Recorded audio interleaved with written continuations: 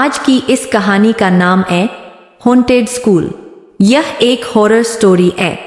तो अगर आपको भी या हॉरर स्टोरीज देखना पसंद करते हैं तो इस चैनल को सब्सक्राइब कर लें। कहानी की इस नई सीरीज में आप सभी का स्वागत है। Haunted school. मस्तीपुर एक छोटा सा गांव था।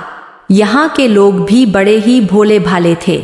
गांव में नया नया इंटर कॉलेज खुला था और शहर से गांव में एक हेडमास्टर को भेजा गया था। आशीष शहर में पला बहा एक होनहार व्यक्ति था और उसी को ही मस्तीपुर के इंटर कॉलेज का हेडमास्टर बनाया गया था।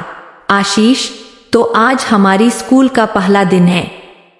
स्कूल के बाहर सारे गांव वाले और बच्चे जमा थे। गांव का मुखिया सुभाष भी काफी खुश था, मगर सुभाष की बीवी सुमन बिल्कुल खुश नहीं थी। सुभाष, हमारे हेडमास्टर आशीष जी का मस्तीपुर में स्वागत है।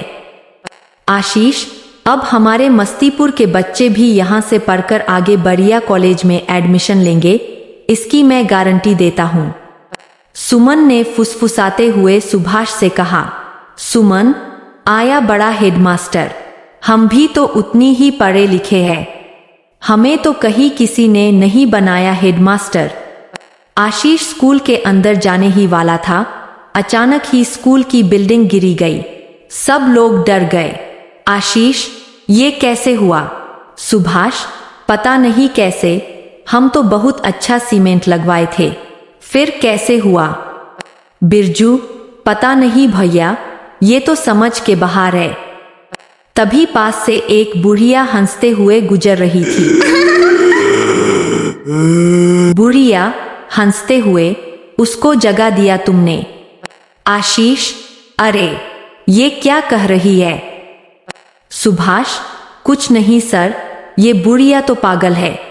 चलिए हम ये स्कूल दोबारा बनवाते हैं, बस 1 महीने में करवा देंगे हम, तब तक आप हमारे घर पे रह सकते हैं। जैसे ही स्कूल बनेगा पढ़ाई शुरू कर देंगे। आशीष, अरे उसकी क्या जरूरत है? सुमन, हाँ, उसकी क्या जरूरत है? सुभाष, तुम चुप रहो, आज से आशीष सर हमारे घर पे ही रहेंगे। स्कूल दोबारा बनना शुरू हो गया। सब लोग बड़ी मेहनत से लग गए और उसके बाद आशीष सुभाष के घर पर रहने लगा। दूसरी ही रात थी उसकी गांव में। वो नीचे वाले कमरे में सो रहा था, तभी अचानक जोर से चीखने की आवाज आई। वो उठ गया और घर से बाहर आकर खड़ा हो गया, मगर वहां कोई दिखाई नहीं दिया। दूसरी तरफ बिरजू भी अपने घर में आराम से सो रहा था। अचानक से बिरजू की चारपाई हवा में उठने लगी। बिरजू, ये क्या हो रहा है? नीचे उतारो। तभी उसकी चारपाई खूब जोर से जमीन पर आकर गिरती है। चारपाई टूट जाती है। बिरजू को काफी चोट आती है। वह बेहद डर जाता है। बिरजू, सामने आओ, ये कैसा मजाक है? तभी अचानक एक खतरनाक चुड़ैल जिसकी नाक काटी थी, उसके सामने आकर खड़ी हो गई। वो थर थर कांपने लगा। चुड़ैल ने उसकी गर्दन पकड़कर ऊपर हवा में उठाया। बिरजू ने उसको करीब से देखा और चिल्ला उठा, बिरजू, तुम। इतने में चुड़ैल ने अपने तेज नाखूनों से बिरजू की गर्दन पर वार किया और उसकी गर्दन को उसके धड़ से अलग कर दिया। चारों तरफ खून ही खून हो गया। गांव के लोग सुबह सुबह उठकर खेत की तरफ जा रहे थे। रास्ते में ही वह जगह पड़ती है जहां स्कूल बन रहा था। 2 गांव वाले सुनील और श्याम जैसे ही उसके सामने से गुजरे और उन्होंने देखा कि बिरजू का सर स्कूल के गेट पर टंगा हुआ है। उसके सर से अभी तक खून चल रहा है। कटा हुआ सर देखते ही सुनील और श्याम डर के मारे जम से गए। वो वहां से सीधे मुखिया जी के घर पहुंचे। सुनील, मुखिया जी। सुभाष, हाँ सुनील, क्या हुआ? इतने डरे हुए क्यों? सुनील, बिरजू का कटा हुआ सर स्कूल के बाहर टंगा हुआ है। ये खबर गांव में आग की तरह फैल गई। सब लोग स्कूल के सामने जमा हुए। सुभाष, ये किसी इंसान ने तो नहीं किया, ये किसी इंसान का काम नहीं लगता।